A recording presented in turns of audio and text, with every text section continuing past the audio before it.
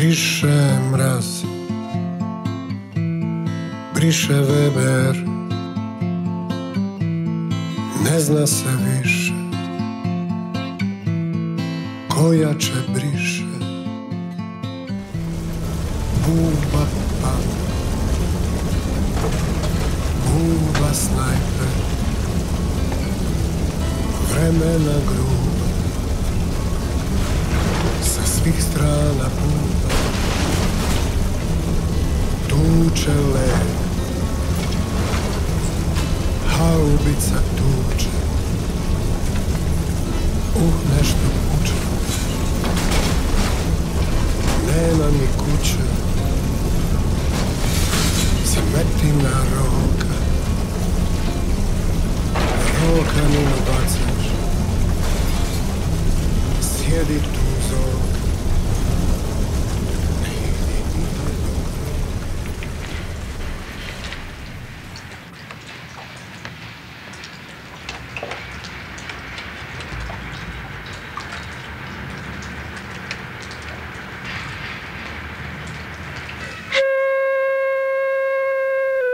Granatilo se je non stop. Međutim, stvorili smo prostore, uvjete da je nastava išla redovno, kao da se ništa nije dešavalo. 35 vani stepeni, mi smo u bundama, u jaknama. Znamo se da ostanemo po cijeli dan. Jer padaju granate, ne možemo djecu pustiti da pređu do ulaza u svoje stanove. Mi kao djeca u tim nekim skloništima gdje smo se zajedno družili, bili su neki divni ljudi oko nas i pedagozi ljudi koji su bili nekad i profesori pa su bili onemogućeni jer morali smo da budemo u tim nekim skloništima.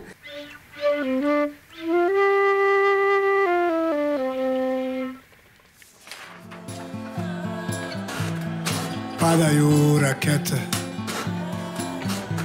samo neka pada. Ja neću iz grada. 1425 dana, 1425 noći, 1425 rana. Koliko još hiljada treba? Mi smo se vratili u neke male ekskurzije iz Zelenke kad je krenuo rat, pa su bile i barikade. I kad smo dolazili, u stvari mi djeca nismo ni shvatili šta se dešava ispred škole Veselin Masleša. Tad su roditelji nekako čekali sa nekakvim strahom jer su im javili da su barikade svugdje negdje na putu i tako. A mi nismo bili stvarno svjesni toga u suštini. Nažalost, bio je ovo samo početak onoga što vjerovatno niko i nikada neće moći opisati ni ispričati.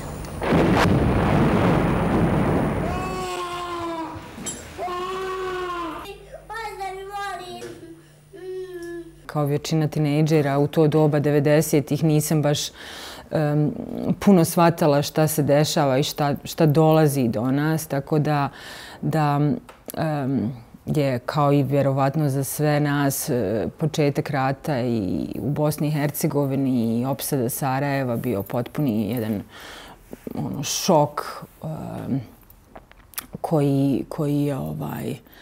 od kojeg se vjerovatno nismo nikad i oporavili.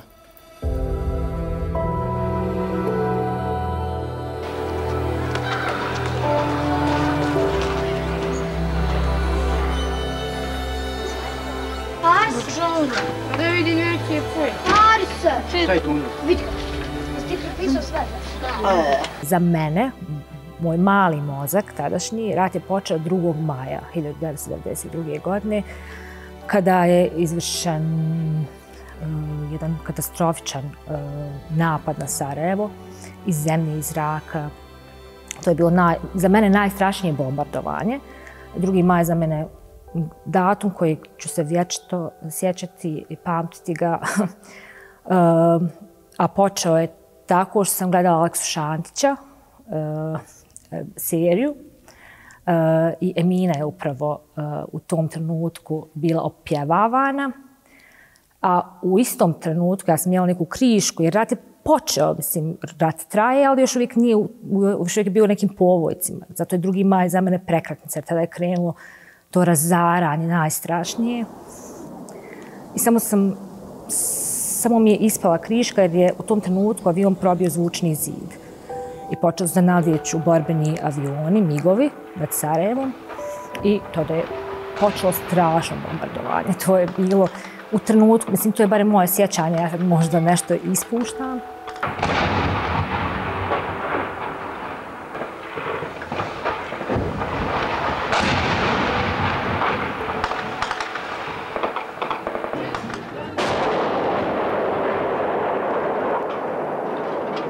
Pala je granata prva na školsko igralište i mi smo počeli, nismo 2 koraka. Druga je pala i ja sam vidio samo da sam ranjen, evo ovdje, da virile se sve, i kosti su se vidjeli, sve mišići rastrgani. I mi smo pobjegli ulaz, derali smo se, dajte kola. Ljudi, vidim jedan bez ruke, nosi ruku tuđu. Vidio sam krvi, svašta sam vidio. Nakon napada na Sarajevo, prekinute su sve neke važne aktivnosti, pa i sama škola. Odnosno odlazak djece u škole, svi su bili već povučeni kućama i tako. I naravno došlo je do pomjeranja stanovništva u Dobrinji prema središnjem dijelu, jer je palo aerodromsko naselje, Dobrinja 1. Znači, stanovništvo se unutar toga pomjeralo prema središnjem dijelu Dobrinje. U tom periodu samo u aprilu mjesecu nije bilo nikakvih aktivnosti jer su se takve stvari dešavale. Ružne napadi, stalni, svakodnevni. Onda je bila cijela panika šta će biti sa školom, kako ćemo nastaviti školu. Još uvijek se to nije dobro organizovalo. Moja sestra koja je uvijek bila marljiviji i bolji učenik od mene, koja je uvijek nastojala da sve stigne i da u svemu bude perfektna, ona je tako znala da paniči, jao šta ćemo, nećemo ići u školu. A da budem iskrena, nisam bila toliko pogođena, ja sam samo govorila, sam svakako godinu dana ranije krenula, tako da ja mogu i da sačekam 1 godinu. I djeca nisu imala kuć, škole nisu mogle da rade kao ustanove, mislim fizičke ustanove, tako da je se organizovalo na neki način 1992. u jesen. Djeca su hajde u aprila kad je agresija počela, još išli u školu i to je prihvaćena ta godina školska kao da su oni to završili. 1992. godina je po meni bila najteža.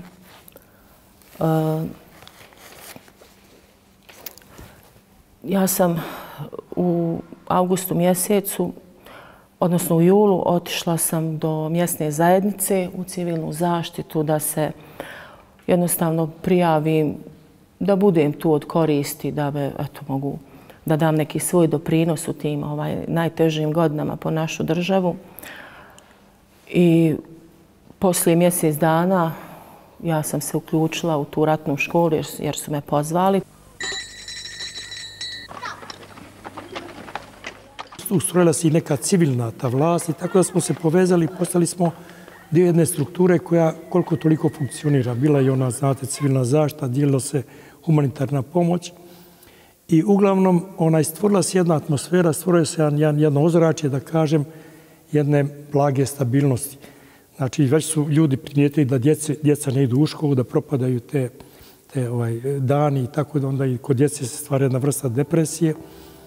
Mi smo došli na ideju da napravimo tu jednu malu školicu, to je bilo zapravo prvo ideja da se napravi jedan razred, razumijete, da se jednostavno. Međutim, kad je to krenulo prvo od jednog razreda tamo u onom pasažu gdje je osiguranje, Sarajevo osiguranje, bio je tu i profesor Kulenović, direktor muzičke škole Rahmetli. On je donio jedan pijanino, klavir, tu smo imali klavir, imali smo jednu sobu, dakle to je bilo jedno klupe smo uzeli iz škole Jovan Jovanović Zmaj. Kakva škola? Šta uče djeca ovdje u školi?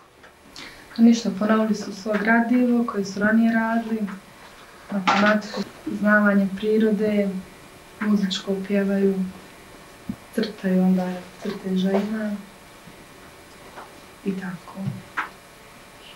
S druge strane, ono što je bila samostalna organizacija, znači mnogi prosvetni radnici, pa čak i oni koji nisu to bili, su organizirali jedan vid i nastave ili druženja, da tako kažem, sa djecom unutar haustora. Ovdje su zgrade uglavnom po 3, 4, 5 spratova. Znači, u haustoru ta djeca koja su bila tu imali su aktivnosti koje su bile vezane za čitanje, znači za predstavice, čisto da im se popuni vrijeme i da oni naravno ne bi izlazili vani, pošto je bilo jako opasno. Neće si, ne boj.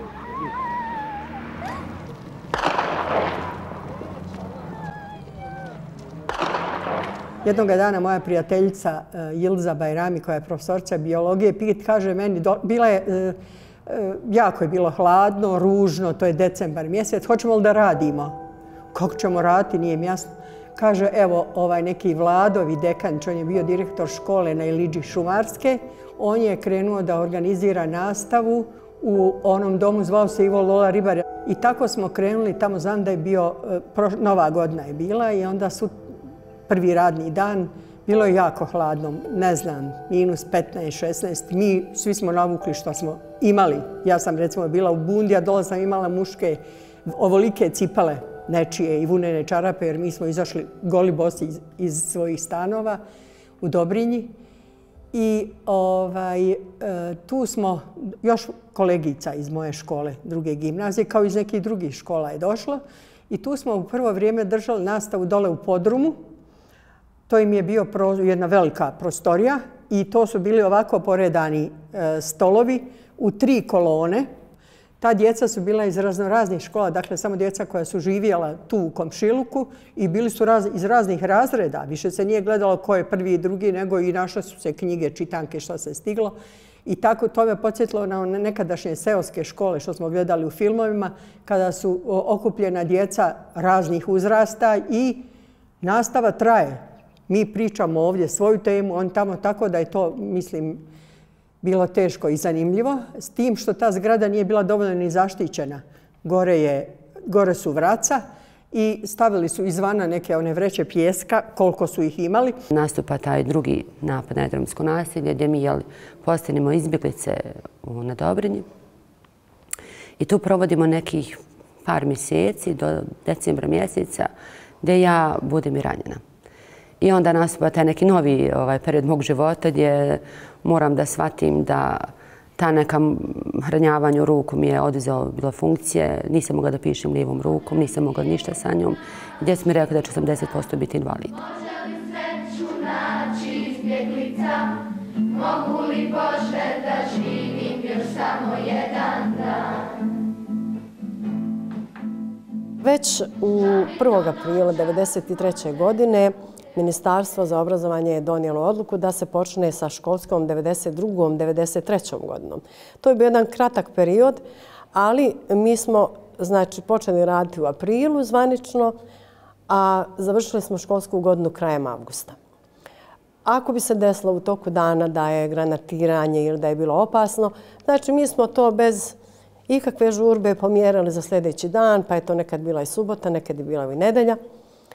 I škola u kojoj sam ja radila, Skender Kulenović, je imala 660 učenika koji su bili raspoređeni u 66 odjeljenja.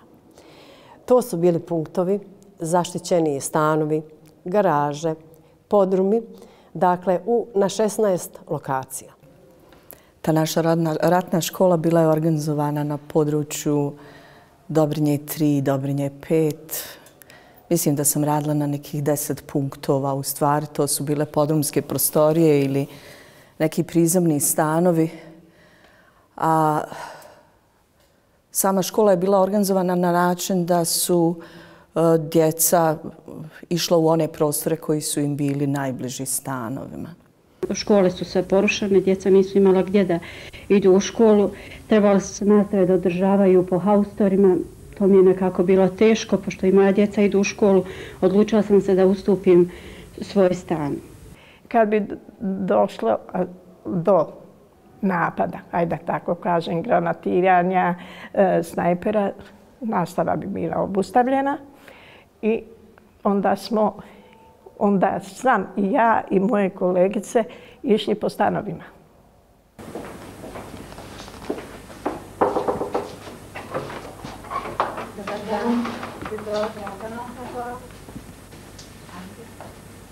Sva se bašta modri kao čiv. Ja sam učiteljica 4. razreda. Evo protiče ratna godina, školska godina. Godina koja je bila jako teška.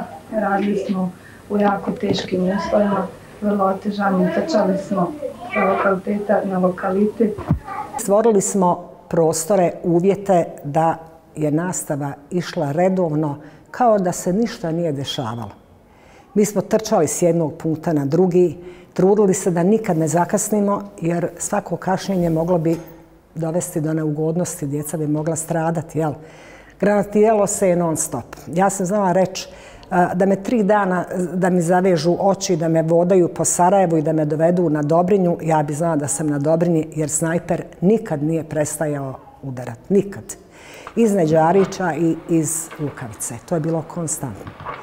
Svi naši punktovi su bili vezani s jedne strane na drugu, na treću, Dobrinja 3, B, Dobrinja 2, Dobrinja 1. Pored ovih garaža su bila groblja, pored kojih smo svaki dan pretrčavali, prolazili.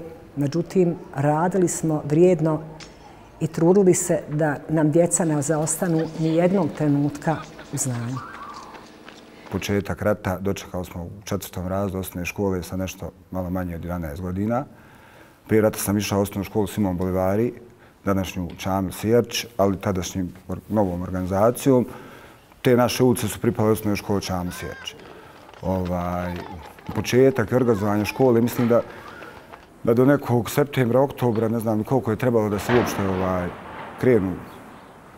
krene organizovati nastava. Uspostavile su se učionice u nekoliko zgrada, između ostalog jedna od tih učionica za održavanje nastave bila u mom haustoru. Uglavnom tu su išla djeca iz iste zgrade, neki smo se tek upoznali, neki su umeđu vremenu došli iz izbjeglištva.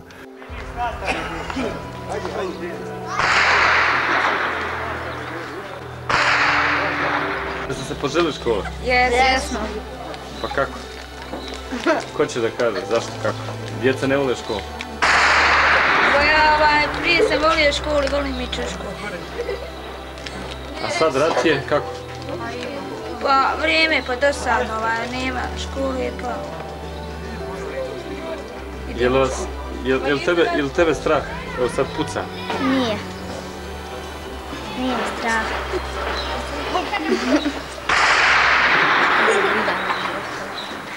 Tačno kad je rat počeo sam imala 12,5 godina, a 1992. u septembru sam napunila 13 godina. Imam sestru bliznakinju, tako da smo mi 29.9.1979. rođene. Pa mislim, prekinulo nas je rat, bili smo 7. razred osnovne škole i onda smo, kako je ono se odmicalo, kako smo svi očekivali da će se sve to završiti odmah, onda je bilo riječi, ajde, svima, jel dobro dođe, gledam sad kroz svoju djecu, svako pristupi na taj način, super, nema škole taj dan, pa nema jednu sedmicu, pa nema 15 dana, onda to počinje da postaje problem, vjerovatno i roditeljima i nama, jer nekako višak slobodnog vremena, a u tom trenutku i potpuna neka pogubljenost zbog svih tih okolnosti šta se dešavalo. I onda smo svi na kraju dobili zapravo diplome i zaključene ocjene svim onim što je bilo uslovljeno tada, koji je to bio mart, april 1992. Tako da smo 7. razred završili, reklo bi se, napola. Sad bi moja djeca rekli, vi imate poluobrazovanje, ali mislim da smo nekako stizali nekim drugim stvarima. Puno smo čitali u to vrijeme u podrumima, razmjenjivali smo knjige u haustoru koje je već imao biblioteku, pa smo dolazili jedni kod drugi i tako smo nekako se snalazili. Mislim, to je neko bilo obrazovanje opšte koje smo mi sebi obezbijedili. A onda je počeo 8. razred, završetak osnovne škole i onda, koliko se ja sjećam, mislim da se organizovalo tako kako je u naselju bilo nastavnika, na taj način se kreirala nastava po podrumima. Sjećam se, mi smo živjeli u Hrasnom, u onim zelenim zgradama, pa u nekom podrumu, ja mislim, one zgrade, mi smo je zvali Valera, to je do Velikog Bosmala. Tu smo imali nastavu. Sjećam se da smo dobili predmet informatiku, da smo to sve radili. Naravno, nismo imali, tad nisu bili kompjuteri kao sada, ali smo sve radili zapravo neki teorijski dio i sve je bilo nekako kao neka kućna škola. Ja sam na početku rata 30. aprila 1992. napunila 13 godina. Bila sam 7. razred osnovne. Ja sam tad išla i u muzičku školu i odjednom kako je to sve stalo, moja nastavnica koja me do tada predavala je otišla iz Sarajeva i onda se nekako organizovala nastava tako da su nastavnici predavali djeci koja su živjela u njihovim naseljima. I tako je mene zapala nastavnica koja je živjela u zgradi pored moje.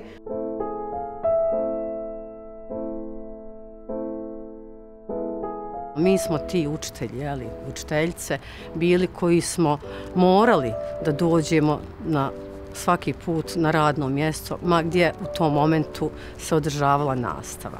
Nastavni proces se počeo odvijati upravo u ovoj ovdje zgradi za slušnu i govornu rehabilitaciju, tako da smo nekako imali malo jasniju sliku da obrazovanje ipak neće do te mjere biti potisnuto i da ćemo moći dati i pružiti učenicima i djeci ono što oni zaslužuju, a to je njihova znanja i skrenuti im na kraju krajeva pažnju od svih dešavanja u kojima su se i sami nalazili. Ne znam kako da objasnim tu snagu koju su učitelji u tom ratnom periodu imali, taj entuzijazam s kojim smo radili. Nismo imali nastavnih učila, snalazili smo se, ali smo uvijek djeci nastojali omogućiti da se osjećaju kao u pravom školskom ambijentu. Sjede u rukavicama, pišu, hladno je, posebno zimski period, u kaputićima, slabo odjeveni. Svi, ne samo djeca, nego i mi. Pa prilično, Boga mi, gladni nekada. Vrlo često smo znali iščekivati i radovat se kad nam dođu naše teta Fata i teta Dišija, da nam donesu mlijeko i te sendviče i uživali smo u toj hrani, kao da smo jeli ne znam šta u tom ratnom periodu.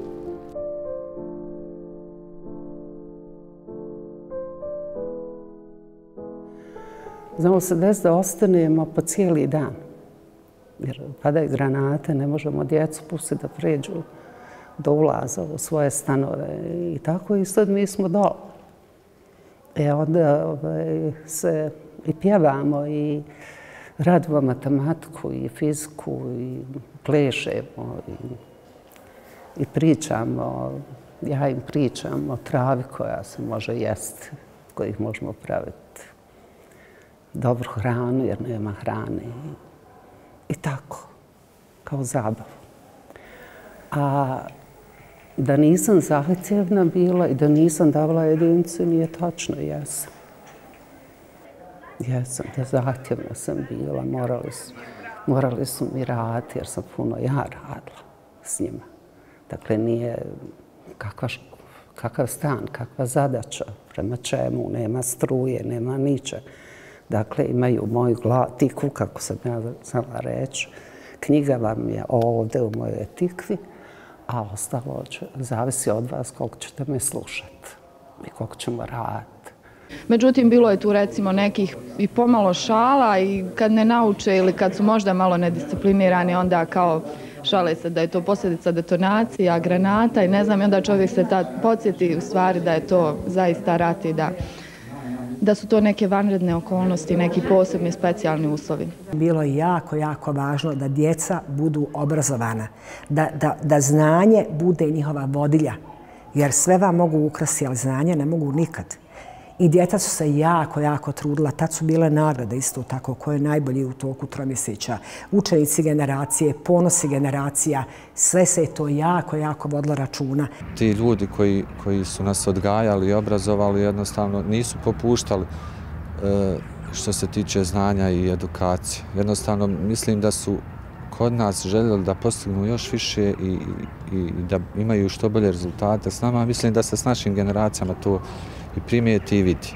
Dakle, kroz naš odgoj i kroz naš neki patriotizam koji mi danas pokazujemo prema državi, bez obzira šta se dešava. Dakle, mi smo tu i dužni smo i tim nastavnicima koji su naši heroji, a dužni smo prema novim naraštajima koji dolaze da im ako ništa prenesemo taj osjećaj kako je nama bilo u tim vremenima.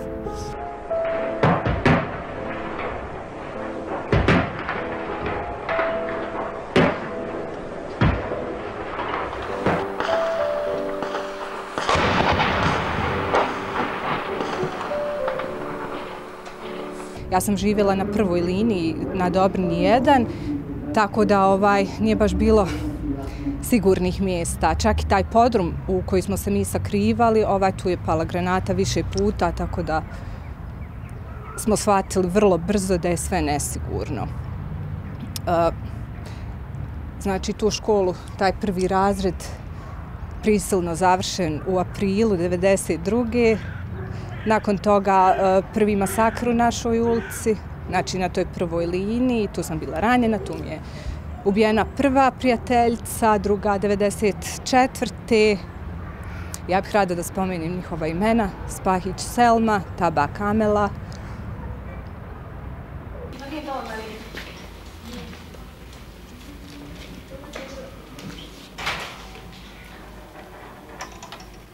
Ja sam bila ovdje na polju, pod drugovima, ja i moj drug smo bili, moj drug je sjedio gol. Ja sam bio do njega. Onda je granata pala između nas dvojice i on je poginuo, mene je samo ranila. Bio sam sa porodicom u podrumu i mislio sam se bil izišao napolje. Nešto mi je govorilo da ne ide, ali ipak sam krenuo sa napolje. Samo što sam nogom zakoračio ispred podruma, u to je pala granata. Osjetio sam vidio sam da ruke nema. Nisam se bio prepuk, bio sam prisilan, u tom je pritičao otac i jedan prijatelj. Nastavljamo u improvizovanim učionicama. To je bio isto jedan stan u prizemlju. Sjećam se učiteljica koje su stvarno davale sve od sebe. Trudile se da sve to što je okolo zaboravimo kad smo u ta 4 zida. Ta 4 zida su bila grozna. Ti uslovi su bili nikakvi. Sjećam se jedne učionice, sjedila sam u zadnjoj klupi, slijevalo se konstantno neki kondens, neka vlaga. To su bile gljivice po zidovima, tad sam dobila neku upal pluća. Vi ste prošlu školsku godinu pohađali u ovoj prostoriji koja, kao što vidite, nije imala neke uslove koji bi zadovoljavali one naše mirnodopske kriterije. Pored svih nedaća koje ste proživjeli u ovom ratu, nadam se da će vam školska godina ipak ostati u sjećanju. Mislim, sve onako bilo, sad s ove strane je bilo zanimljivo, čudesno, čak možda i čarobno u nekim trenucima, ali zapravo tužno. Jer to nije pravo školovanje, nije bilo mature male, nije bilo ničega što bi obilježilo neki period odrastanja. A poslije srednja škola, to je tek bilo potpuna egzibicija. Upisala sam drugu gimnaziju, ja i moja sestra. Tako da smo, naravno, od naše kuće do škole bilo recimo neki 45 do sat vremena hodnja, posebno što smo išli tamo okolo preko Koreje jer se nije moglo glavnom ulicom. I sjećam se da smo onda pokušavali da oko 7 izađemo iz kuće kako smo došli do Interšpeda jer je bio neki njihov kamion. I onda smo Lela, Adla, Emela, Jasna i ja brzo na taj kamion, uramo se nazad pod onu ceradu i sa tim njihovim radnicima do grada i onda idemo u školu. Ali nije bilo nemali broj puta da smo nešto puzali, pretrčavali ulicu. Dakle, mislim da je evo baš negdje ovdje 10 metara gore dole dolazio po nas. U stvari mi trčali za njim da nam ne ode, nije nas baš pretirano čekao kamion u koji smo se ukrcavale, što nam je tad bilo potpuno prirodno. Sad kad evociram uspomene, samo spitam kakav kamion, otkud kamion, kako smo uopće ulazili u taj kamion. Uglavnom, to sve bilo normalno. Mi smo dolazili kao klinke, ja sam bila najmlađa iz te naše grupe, 5-6 djevojaka, djevojčica tad praktično. Dolazili smo iz zelenih zgrada, to je Antuna Branka Šimića ulica. Ima, još kad je hladno, dohodat do ovdje, poranili bismo ujutru i nadale se da ćemo uhvatiti kamion. Dakle, nije to sad bio neki redovni raspored kamiona, mislim da je bio jedan, možda dva, ne sjećam se precizno. I onda smo se ukrcavali u taj kamion, mi još mase ljudi. Vozio bi nas, pa sigurno ne mogu da sjetim gdje izlazna stanica, no negdje te do grada gore, pa te negdje istovari i onda ti dalje nastavljaš s tom ekipom prema drugoj gimnaziji. Tako da je to stvarno bila jedna putešestvija prava. Dešavalo se naravno nekad i da propustimo kamion, pa bi onda druga opcija bila nastavi dalje pješke do druge gimnazije, što je sigurno sve skupa pa znalo ozbiljno potrajati nekih sat vremena, pa onda povratak. Ali ne znam, valjda je to nekakav čovjekov mehanizam odbrane u takvim okolnostima, da ti to sve doživljavaš kao jednu avanturu, a praktično si ti tad još dijete. Šta je mene bilo? Meni je bilo 14-15 godina, djevojčica. Sjećam se i dan danas, to mi je baš nekako urezano. Vraćala sam se iz kamernog teatra sa gitarom i stiže autobus kod BBI-a sadašnjeg. Tu smo negdje oko velikog parka i sad treba to, mislim, autobus ili više se ne sjećam. Uglavnom znam samo da su vrata bila, da sam ja krenula da uđem. Međutim, taj neko ko je mene vidio sa koferom, jer to nije bila mekana, to je koncertna gitara koja je morala biti u koferu. I tačno, moj kofer je bio 13 kila težak. To je drveni neki kofer, originalni Yamaha kofer, ali nema veze, nemam šta drugo i mislim, zaštićena mi je gitara. Sad to tako ogromno izgleda, ja hoću da uđem, on kaže, nema mjesta više. I sad mi ostajemo tu i kažem, pa dobro, hajde idemo pješke i već tamo na Skenderi, znači od Alpašne je pala granata, to je, koliko je to od predsjedništva, mi smo recimo kod predsjedništva, i vidimo tu ljude po cesti, povaljane, ranjene. Ali mislim, i to je ono kao, nemaš se gdje. Tad sam mislila zapravo da ide ona druga i treća, sigurno ide na nas.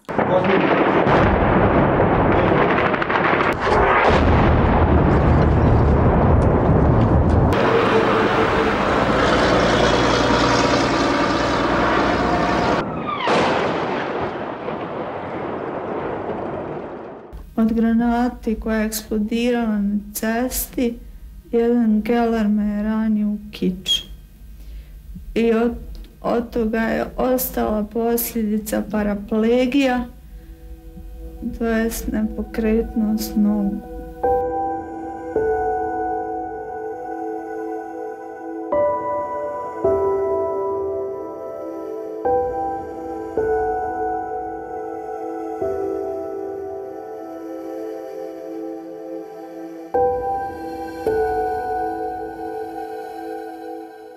Ja sam ranjen od snajperiste u svom stanu.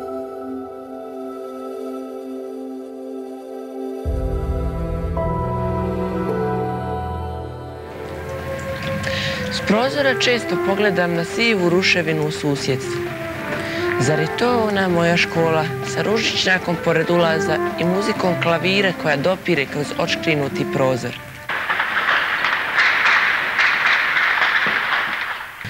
U maju 1992. škola je ranjena neprijateljskim granatama.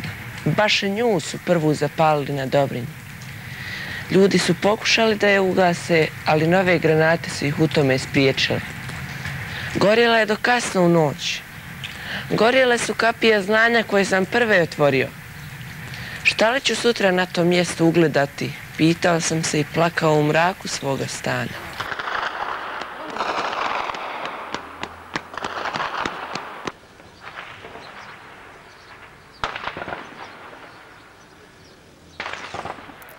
Ja sam živjela na Dobrinji 1, a trebam ići na Dobrinju 3. To je sad nekih 20 minuta, s kraja na kraj Dobrinje, ali u ratu je to bio nevjerovatno opasan put. Trebalo je proći tranše, trebalo je proći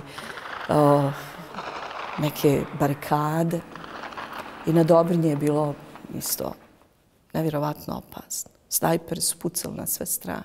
Na Dobrinji imamo negdje oko 80 punktova na kojima se nastava izvodi tokom ove ratne školske godine. Živjeli smo okruženi onako, uvijek smo bili u opasnosti, pod kišom metaka, granata, ali poprilično i organizovani, jer, da kažem, nekako smo na neki drugi način razmišljali. Stavili smo kao prioritet nastavu, obrazovanje, nešto što je uvijek bilo broj 1 da se uništi, to mi nismo naravno dozvolili. Nastava se odvijala na nekoliko punktova i uglavnom išla sam, obilazila sam te prostore u ulici Olimpijskih pobjednika i Petra Drapšina i Žarka Zgonjanina. Ja mogu slobodno reći da su nastavnici ljudi koji su najviše kilometraže napravili po ovom uskom prostoru gdje je bilo bezbjedno da se kreću. Uz pomoć civilne zaštite ti prostori su bili na neki način zaštićeni koliko je to moglo, folijom, pa onda vrećama sa pijeskom i tako dalje. Onda je bile su unutra su bile male pećice u kojima se zagrijavalo onim čime se imalo, obzirom da Dobrinja nije imala ni drvo kako treba, što kažu, tako da je to uglavnom bio neki kućni materijal, ponekad parket, ponekad neke cipele ili kanisteri, bilo šta drugo, dakle da bi djeci bilo toplo.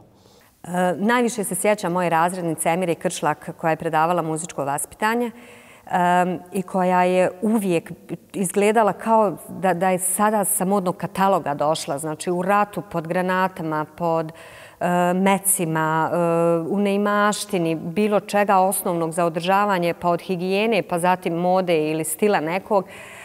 Nastavnica Emira je plijenila nekom ljepotom. Dolazila bi u kostimima, našminkana, sa frizurom. I ne mogu zaboraviti kako ona sjeda za katedru, a mi smo onako, znate, tad smo išli u jednu privatnu kuću, podrum jedne privatne kuće na nastavu, sjedili bismo ono kao u sobi na kaučima nekim i ona bi stavila svoju tašnicu na sto i iz te tašnice bi izvadila, kao da vadi neko najskuplje naliv pero, izvadila bi drvo i naložila bi nam vatru da nam bude toplo. Vrlo rado se sjećam svih tih trenutaka, svih tih godina. Puno se pjesama pjevalo, puno se pjesama napisalo, puno novih talenata se pojavilo. Uglavnom, i pored onog ružnog, mi smo se trudili da bude i smijeha, da bude nekakvih druženja. Znali smo napraviti u nekoj zbornici. Neko druženje, nešto da se veselimo, da se radujemo jedne drugima. Može li sreću naći izbjeglica? Mogu li košte da živim još samo jedan dan? Moram priznati, znači, od 1992. do 1995. godine da se sjećam imena i prezimena svakog nastavnika koji nam je došao pa i na 5 ili 6 časova. Česte su bile zamjene, rotiranja nastavnika, ali sjećam se svakog od njih i svaki nastavnik je zaista u svakom momentu vladao situacijom. Bili su jako sigurni, bili su dostojanstveni. Radili smo vrlo ozbiljno, kao da sutra ne postoji.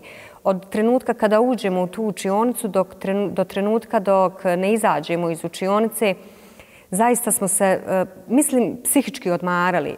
Smatram da je škola tokom rata sačuvala mentalno zdravlje svakog djeteta. Nekako sam morala da dam i moral i motiv djeci koju sam obrazovala. Danas sam zaista i ponosna na te svoje dane.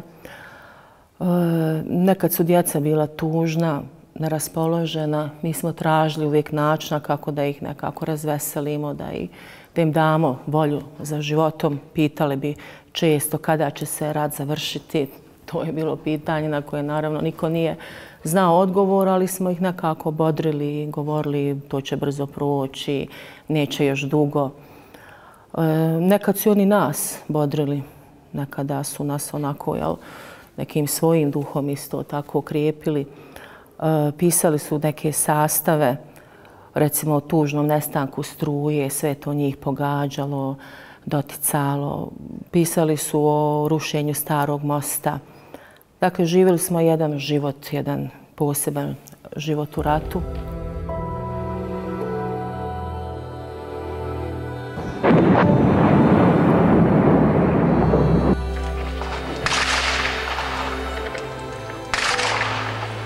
Da razmišljamo kako bi bilo da se ne puca i mir, da bude, da redovno idemo u školu, da dobije, da imamo, da jedemo i tako.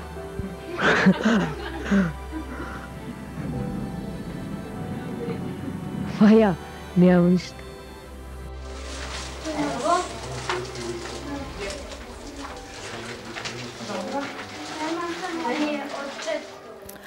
Predanost tom radu s djecom i s kojom ozbiljnošću smo mi prilazili tome je, da kažem, nekad nas potpuno znala zaokupirati da ja nisam bila ni svjesna da je rat. Jer sam imala toliko obaveza. 40 časova sedmično sam, znači dupla norma. Trebalo se pripremiti za čas. Nije nam nikad palo na pamet da mi taj čas održimo, kako bih rekla, neozbiljno, neprofesionalno. Nismo sebi dozvoljavali nikakvu improvizaciju. Radili smo po nastavnim planovima i programima kao da je potpuni mir.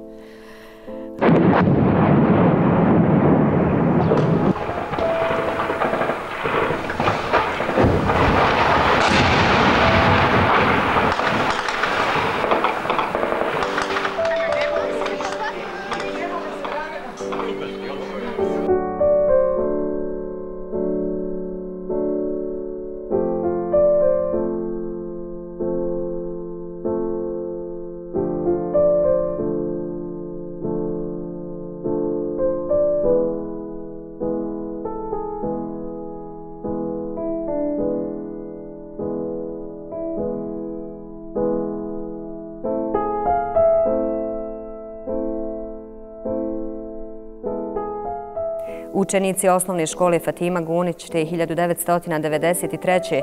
su bili na kraju radnog dana u prvoj smjeni, na času bosanskog jezika. Obrađivali su zlatnu kanticu, koja je bila njihova posljednja naučena lekcija. Zlatna kantica, kao i kompletna učionica, ulica, naselje, ubrzo su postali krvavi.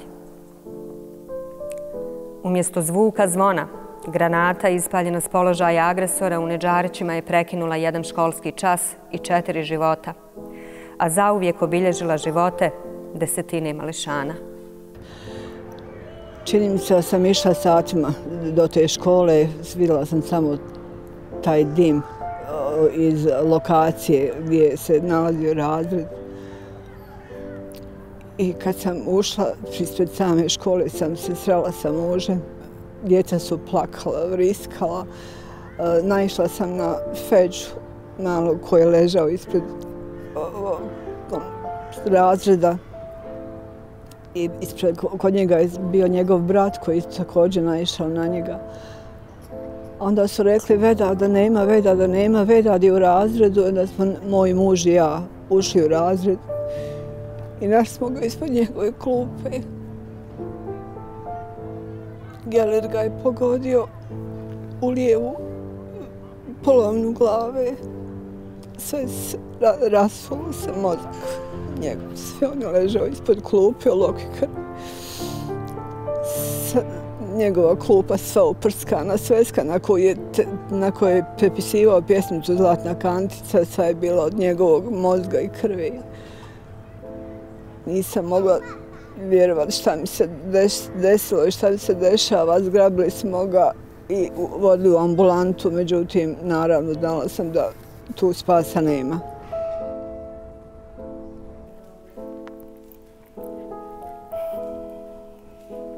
Kad bi vam rekla da je to bio jedini zaštićeni punkt sa tim blokovima, betonskim blokovima i da čovjek ne može vjerovati da se to dešava, da se to desilo.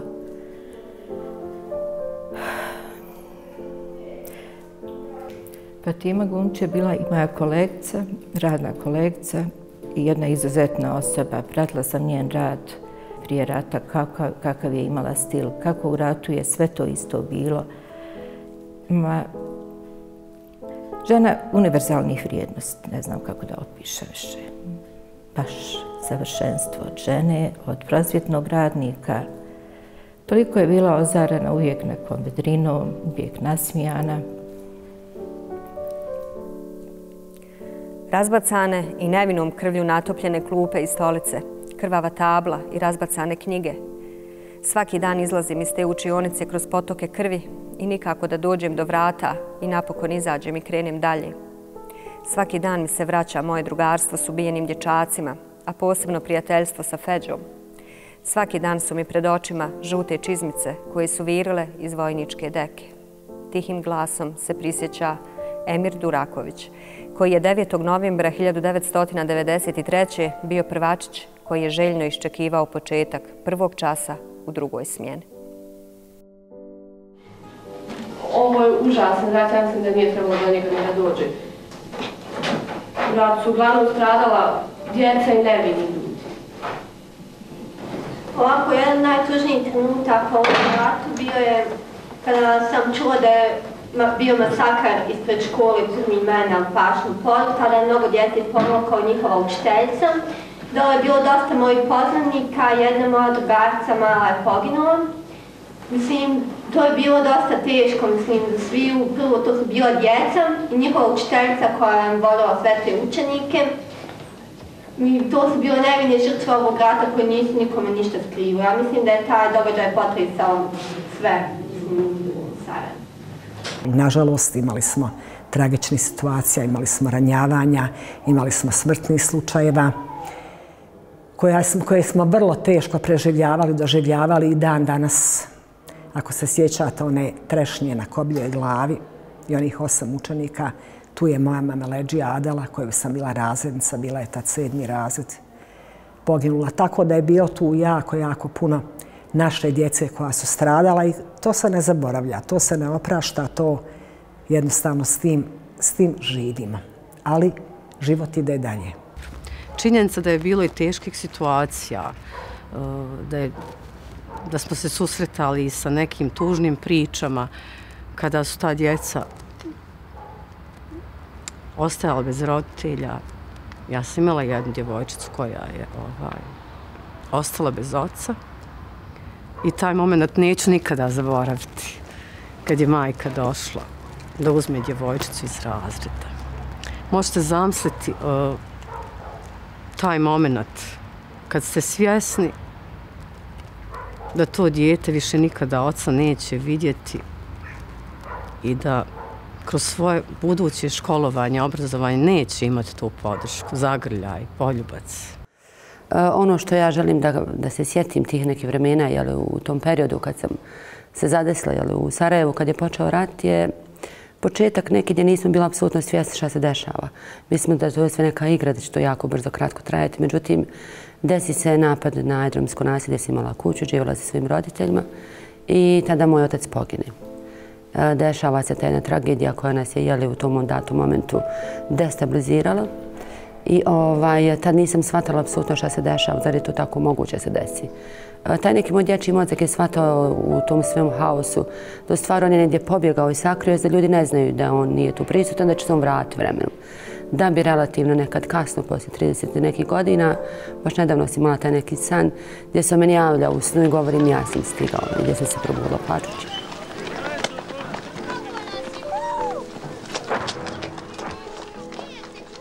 je ta trasa poznata. U ovoj zgradi je bila ratna bolnica, vojna bolnica i ljudi su najviše tom stazom pretrčavali ispod snajpera. Ja sam bila u tom nekom ljetnom zelenom kompletiću. Tu sam stajala i gledala te ljude koji trče. Mislim, ja se sad ne sjećam tačno svega toga, ali znam da sam negdje u ćošku vidjela Macu. Ja sam nju uzela u naručje i scena je dakle sljedeća. Ljudi tom trasom trče da spase živu glavu. A ja tu Macu, čvrsto sam je u naručje privila jer sam željela da je spasim, da ona ide s nama kući.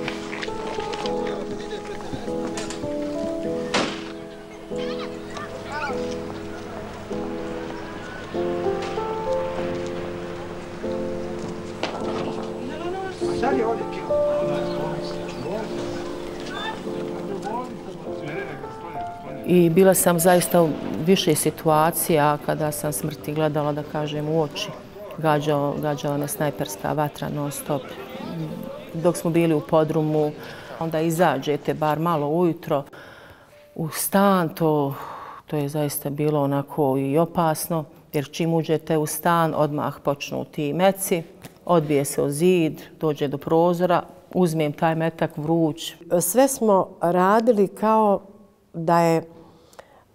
da opasnost ne vreba sa svakog ćoška. Jer znate, mi smo bili udaljeni od vojnih linija svega nekoliko desetina metara. I nama je bilo normalno kada se stalno pucnjevi čuju. Nama nije, mi smo se bojali kada pucnjava stane. I nažalost čak i prepoznavali smo određena oruđa.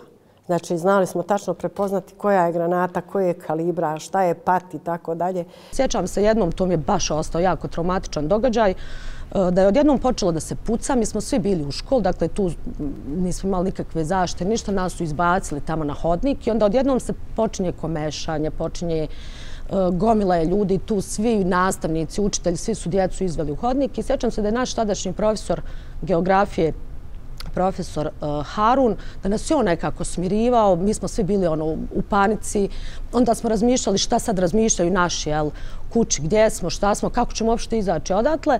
I ono što mi je ostalo iz tog dana, što mi je bilo, čega se jako često i dan danas sjetim, jedna od nastavnica je pustila razred, to nije bio moj razred, nego je bio neki razred do. Dakle, pustila ih je ranije malo kući. Jedan od učenika pala je granata i on je poginuo. I dakle, ona je bukvalno, sam čula dakle, da je ona toliko to teško podnijela, da je ona bukvalno nervni slom doživjela.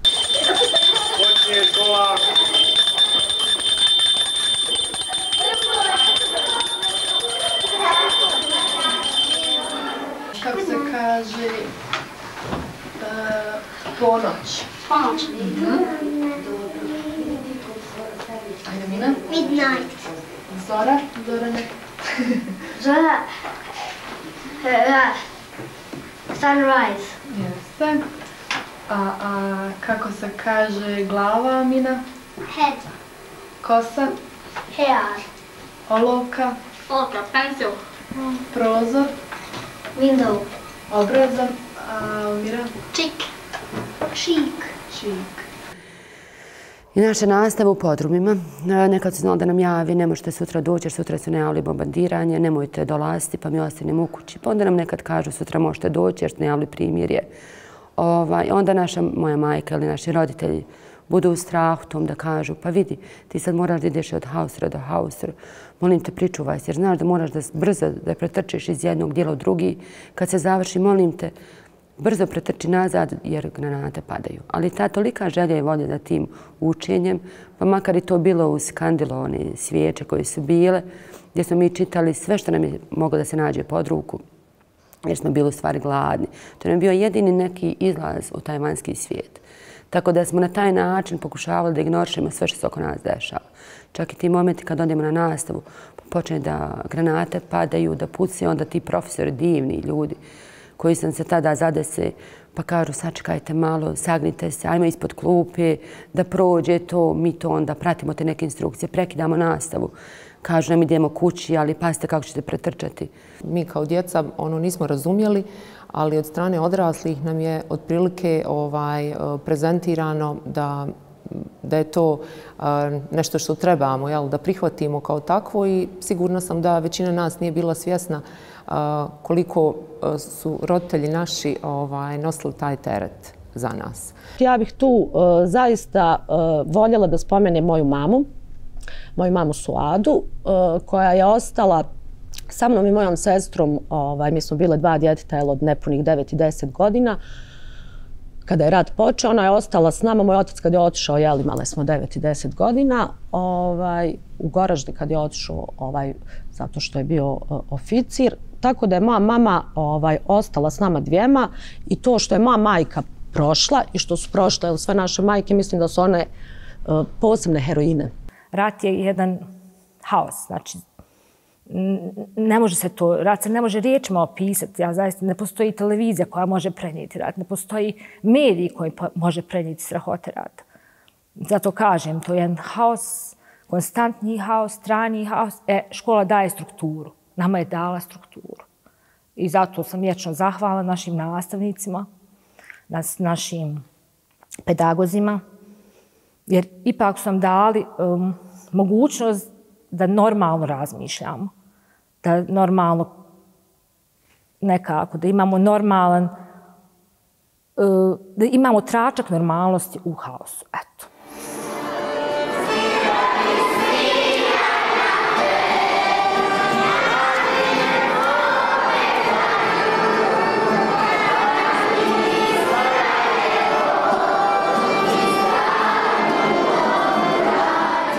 Mislim da je obrazovanje uz kulturu bio nevjerojatno snažan upravo mehanizam otpora. I bilo nam je važno i to neformalno obrazovanje. Puno smo forsirali kao znam, ta moja klika, ženska ekipa, mnogo smo čitale. Baš smo čitale, nalazile smo knjige, razmjenjivale, pitali komšije ko šta ima. Nažalost, rat je donio i jedno od groznih stvari, a to je izuzev ubijanja naše djece, pogibije, straha, donio je ispaljivanje knjiga. Evo, sjetimo se samo vijećnice, pa i to spaljivanje knjiga po kućama, što je za mene jedna strašna stvar kad ste vi dotjerani dotle da spalite knjigu. Gdje pričamo knjigu? Iz Štrebera 5 dobio. Nije ovo moj.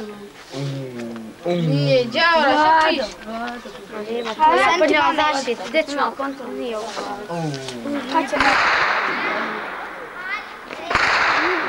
kakve su bile teške okolnosti. Sjećam se, nismo imali teke i knjige smo nasljeđivali ili smo se snalazili preko neke enciklopedije koje smo imali u kući i onda smo znali uzeti gumicu i obrišemo teku od prošle godine i tako ostavimo prostor za sljedeću godinu.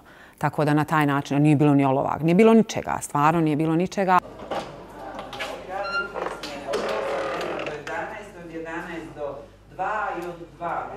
Mislim, voljeli smo da idemo u školu.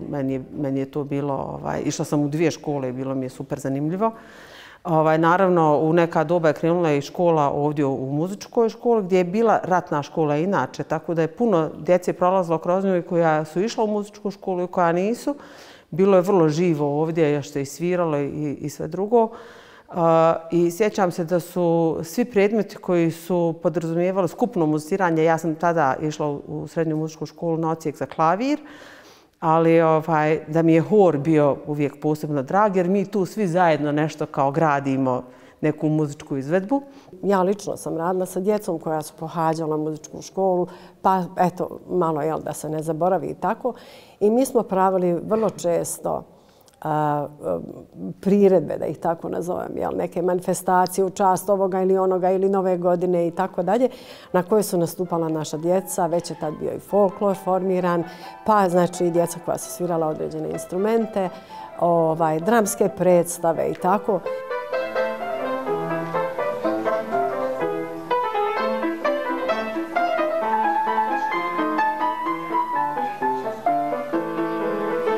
Samoću sam ovu primio kao dar, ne kaznu.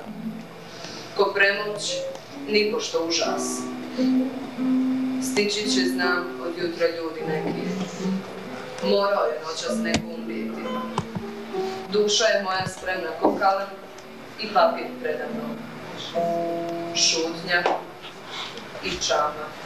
Mi smo trudili se da živimo, da kažem koliko je moguće normalno. Malo smo se igrali, da iskreno kažem, sad kada pomislim na sve ta zbivanja.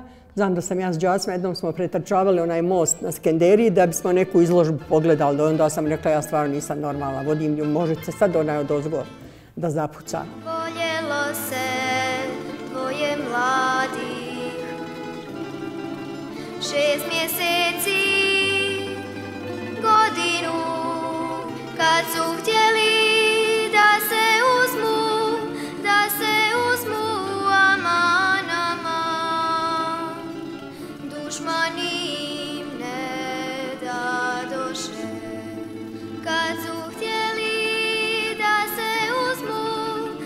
se uzmu amanama, dušmani im ne dadoše.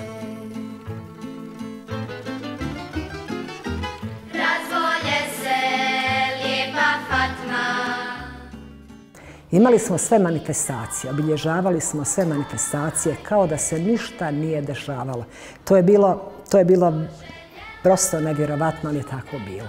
Dan škole obavezno se obilježavao. Zamislite, dan škole 1. jun je kod nas bio dan škole.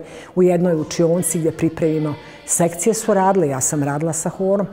Dramska sekcija, recitatorska, svi smo mi radili i svi smo se trudili da naša djeca u tom teškom vremenu ne osjete surovost života i nedostatak svega onog što im je trebalo, što bi im život činilo ljepšim. Uvaženi gosti, dragi učenici, poštovani učenici, dobrodošli na ovu skromnu svečanost koju smo priredili za vas i za nas za ovaj 6. april dan naše škole. Čast mi je zadovoljstvo da vas obavijestim da ćemo u septembru proslaviti veliki jubilej, da ste čuli, 90 godina postojanja naše škole. Priredbe se drže ko da nigdje ne puca, ko da imamo vode, struje, svega. Pripremamo se za priredbu. U jednom momentu ja slušam, to je valcer. I dobijem ideju. Hajmo, reko, Dino, 2-3 djece, ja ne znam pjevati, ali znam plesati divno. Kažem, naćemo par djece da ih naučim valcer, da igraju ispred hora. A roditelje pozovem, nađu i duge haljine i odijela da dječicu obuku. I to je bilo prelijepo, recimo, ta priredba, taj nastup u sred rata, djeca obučena kao da su u Beču i plešu valcer. Generacija koja je trebala da maturira 1993. u tom kvartu u Hrasnom, mi smo im čak organizirali kao neko matursko veče u jednom prostoru gdje je bila ova vojna jedinica.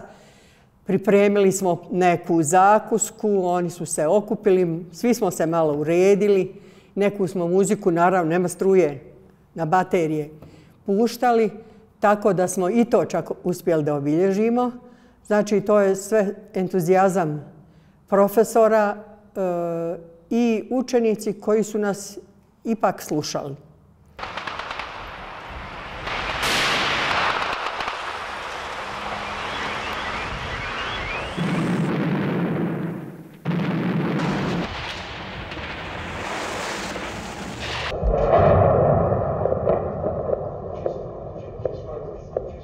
Jedan dan kažu meni u skloništu: Majo, tražite neki čovjek s bradom. Ja izađem. Ko je? Saša Mašić, kolega, reditelj s kojim sam radila. Kažem ja, otkud ti, Saša, po ovim granatama? Vidiš da je uzbuna u cijelom gradu. A znam da stanuje tamo negdje na baš čaršiji daleko. I pješice je došao sigurno. On kaže, hajde, idemo da radimo. Šta da radimo? Kaže da snimamo, moramo nešto raditi. Hajde snimamo djecu da vidimo šta se događa. Tako je sve počelo. Šta je ovo? Dobar dan! Ko da je neka škola, šta je? Ništa mi nije jasno.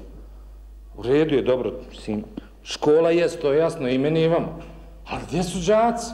Ima li koga? Djeco! Ima li vas djeco, đaci? Meni je to nekako bilo logično, ako u ratu ima išta logično. Dakle, logično, mimo svake logike, da mi pravimo programe baš za tu djecu kojima nedostaje prije svega druženje, društvo, rekao bih i edukacija, jer su napreduju u životu, puno više nego ono što smo mi prvo primijetili da nam nedostaje hrana, voda, piće, sve ostalo. TV. A gdje je tu slovo D? Jeste D kao djeda. Kao djedinska televizija. Troko. D kao dječja televizija. D kao djedinska. I naravno, pokrenuo sam Trovku i Maju iz njihovih svjetova. Pokušao sam da im objasnim da je to u stvari naš zadatak. Nije mnogo trebalo da ih nagovaram. I stvari su krenule. A, K. Početak.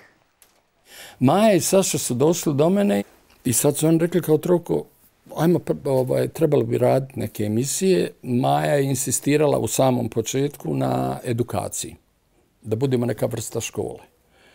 A i vi, šta ste stali? Odmah olovke i sveske u ruku. Dobro, može i komad papira, dozvoljava i gumicu.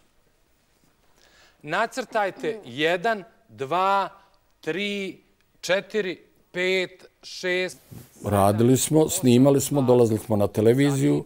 Sanja je bila ta moja prijateljica, odnosno voditeljka. Mi smo bili al pari.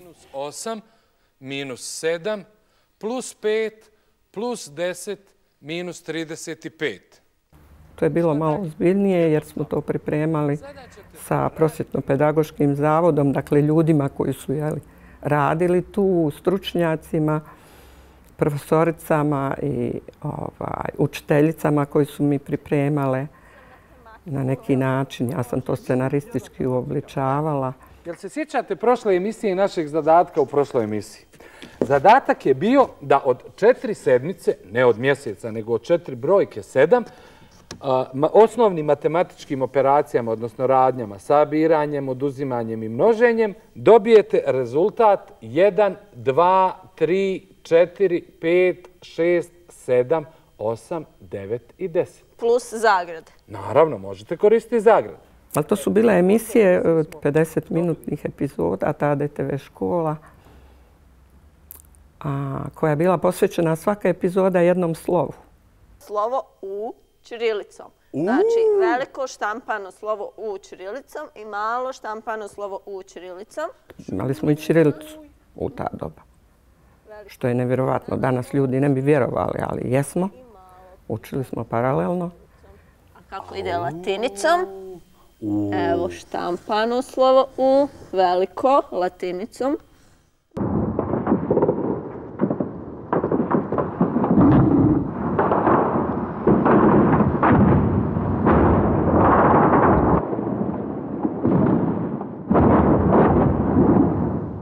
Komunikacija u ratu je bila izuzetno teška.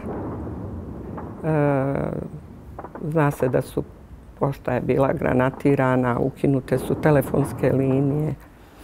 Tako da smo mi i ovim našim nekim dokumentarnim emisijama pružali mogućnost djeci da se jave iz jednog dijela grada u drugi da bi ih familija vidjela da su živi i zdravi i gdje su oni pozdravljali svoje prijatelje, familiju. Ulice su sad grada Sarajeva puste, opasne. Po njima ulicama se vode borbe, granate padaju svukut. Nisam vidjela svoje drugarice, Marijanu, onda Lejlu, Ivanu, onda Mirelu i Jasnu. U emisijama DTV se učilo svašta, najviše ono što je neophodno. Kako se može živjeti i hraniti unutar dvorišta, bašte, parka, šta je jestivo, šta nije jestivo. Šta je ovo? Ova radić. Inače ima slačak. Da. Pa dobro, izvorno je radić. Za kljukuše ide.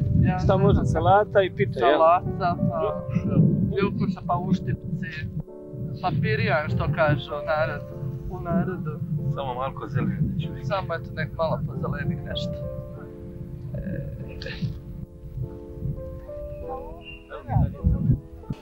Evo džaka! Hoće sjeti kod mene. Ja, vidi sad od jedan put džaci došli. Pa dobar dan! Dobar dan! Jeste dobro? Jesmo! Pa dobro, djeco, kakva je ovo škola? Ovo je Haustorska ratna škola. Prava Haustorska? Da.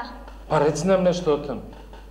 Po ovoj školi mi učimo mnoge stvari, obnavljamo gradiva iz škole i igramo se. Stvarno? Stvarno. Ovo jeste Haustorska ratna škola i svaki dan imamo nastavu, imamo sve predmete kao u osnovnoj školi, a prilagođeni smo i za djecu iz vrtića. Imamo različiti uzrast, predškolska djeca, pripremno odjeljenje za prvi razred, imamo djevojčice i dječake iz drugog razreda, trećeg, petog, četvrtog i gradivo prilagođeno njima.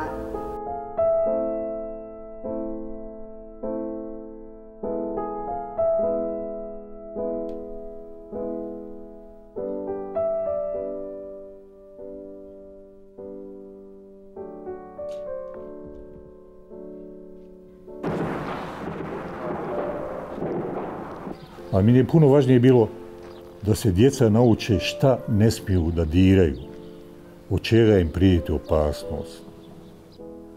Tu opasnost nastojali smo da umanjimo što više, dolazeći na mjesta gdje su djeca, tamo snimamo, da ih ne dovodimo negdje da oni na tom putu rizikuju svoje živote, naravno. Često u našim emisijama koje smo snimali se čuju snimci snajpera, snimci granata.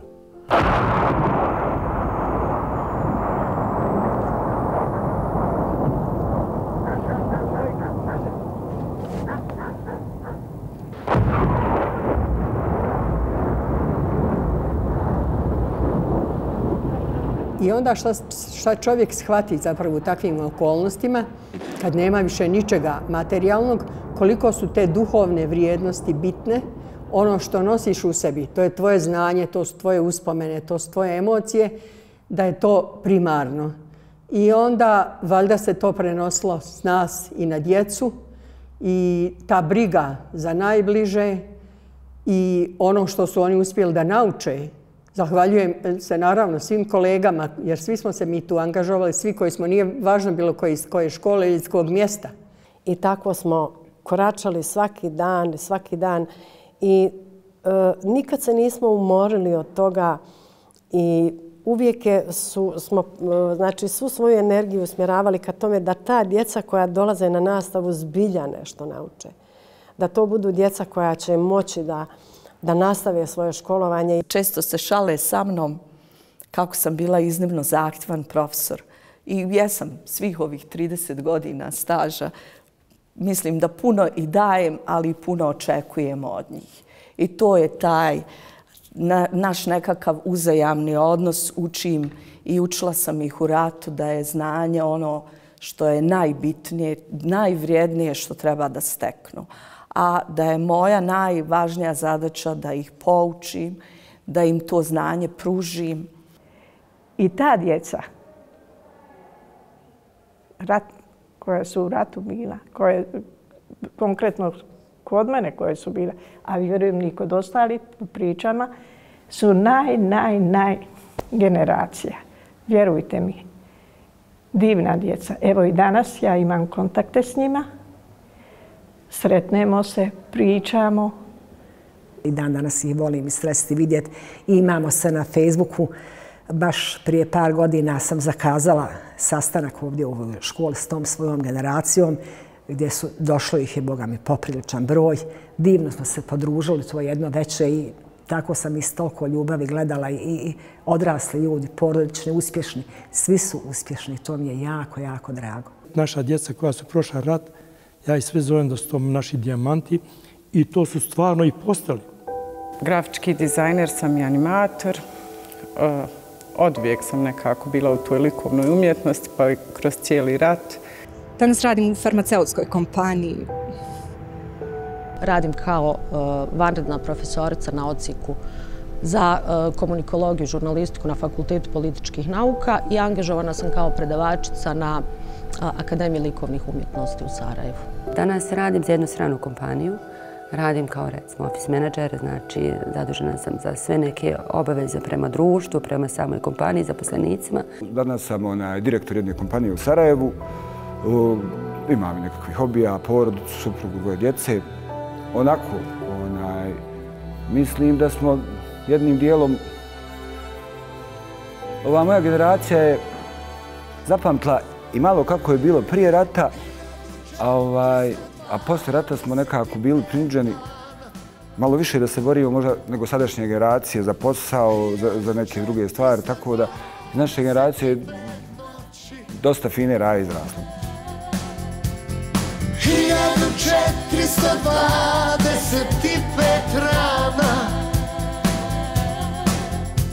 koliko još hiljada treba proći da uzmemo da